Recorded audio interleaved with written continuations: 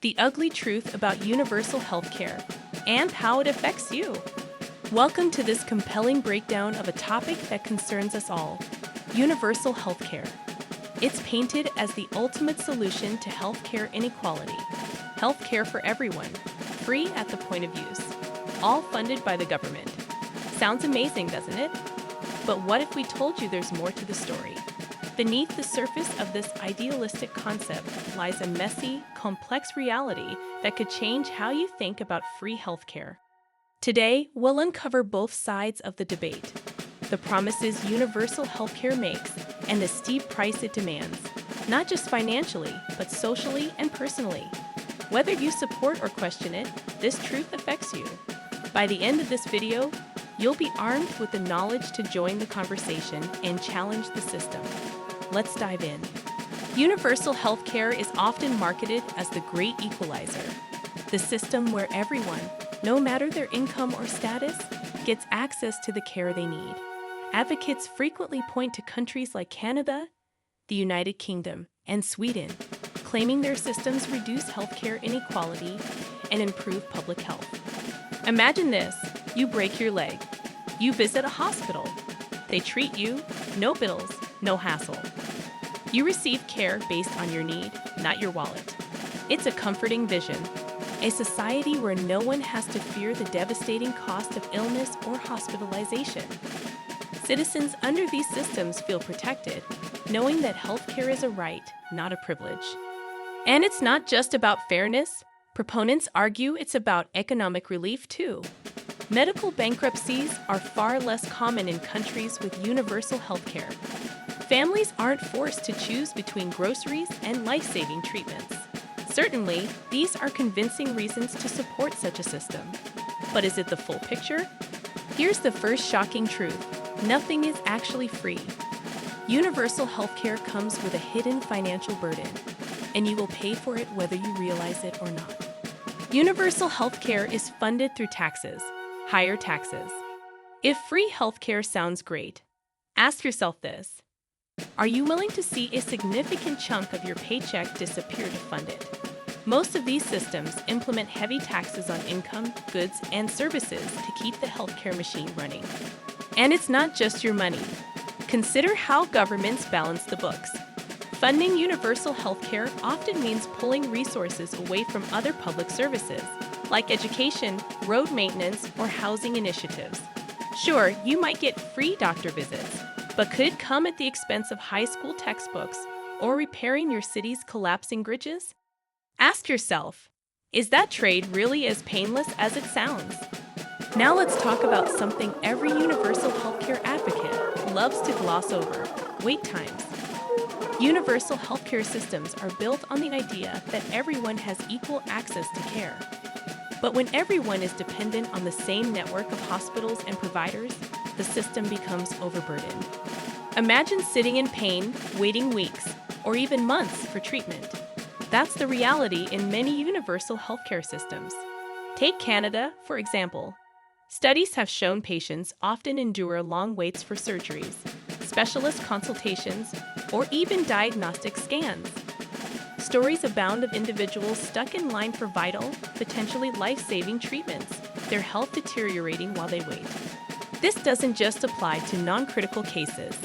Even cancer patients in countries with nationalized healthcare face delays in starting treatment. A delay that can mean the difference between life and death. Universal access sounds great, but does it matter if you can't get care when you need it most? While universal healthcare strives to offer equal care, the quality of that care is often a different story. Resources like hospital beds, medical equipment, and staff are limited. Under universal systems, those resources are stretched thin, leading to compromises that can directly impact the level of care patients receive. Let's consider the healthcare workers who become key players in this system. Doctors and nurses in overcrowded, underfunded facilities grapple with impossible workloads. They're not just overworked, they're also underpaid compared to their counterparts in private systems. Burnout is rampant. This environment puts patient safety at risk.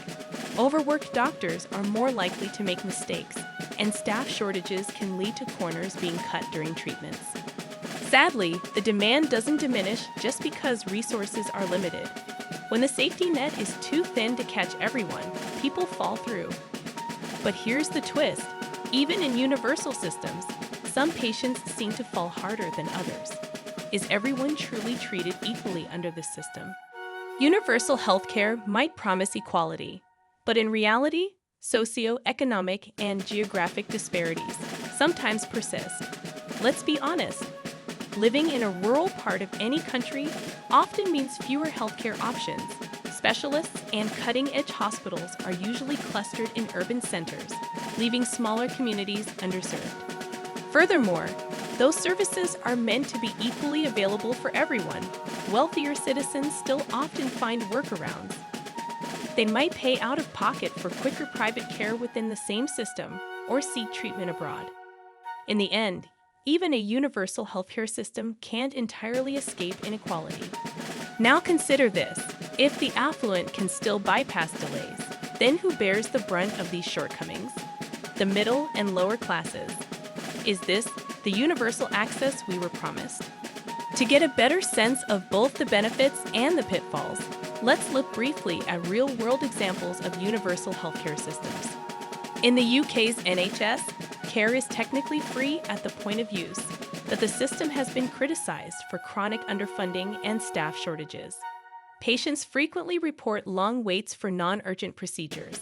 Similarly, in Canada, while citizens enjoy freedom from medical bills, long queues for surgery, diagnostic imaging, and even family doctors create significant frustration.